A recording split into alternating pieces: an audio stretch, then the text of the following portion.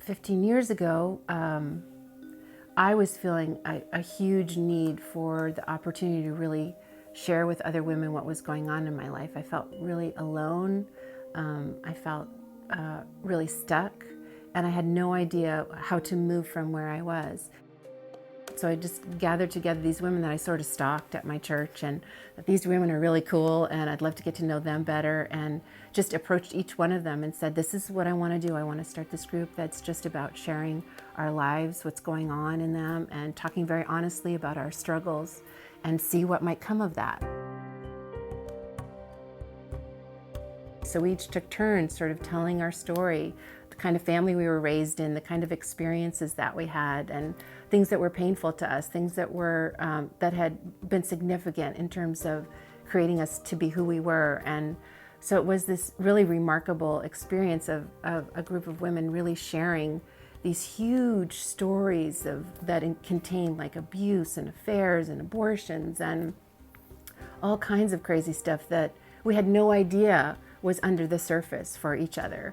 And then there was this real collective sigh of like, oh my gosh, we did it. Like, we shared all of this stuff, and the result of that is that we love each other.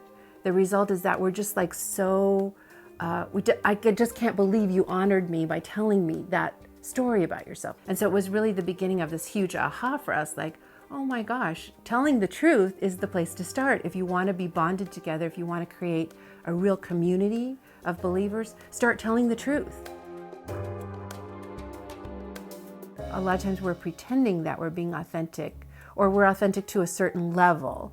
Like, I'll tell you this stuff about myself, but the stuff that I'm really torn up about when I'm lying in bed in the middle of the night and can't sleep, that stuff I can't tell you about, because I'm really sure that that'll be too big, too ugly, too shameful. And so I have to hide that from you. I didn't know to the level that I needed to go. I didn't know that I needed to put it all on the table. And I think that most people don't know how much needs to go on the table in order for it to really create healing and freedom. I don't think it's a good idea to just go to anybody, because some people will use their stuff for drama. You know, it's like, guess what so-and-so told me, or I have a prayer request. So I think it's really important to think about who in your life could be safe, and give a little piece. You know, trust is earned, I think.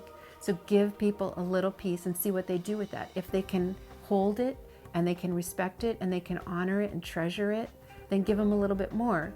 If they start talking about you, if they respond negatively, don't give them any more.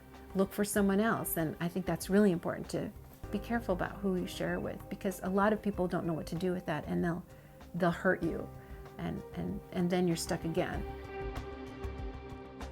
You can get used to it, and then you can start to see that the mess has a purpose, and you can start to see that you're a mess too.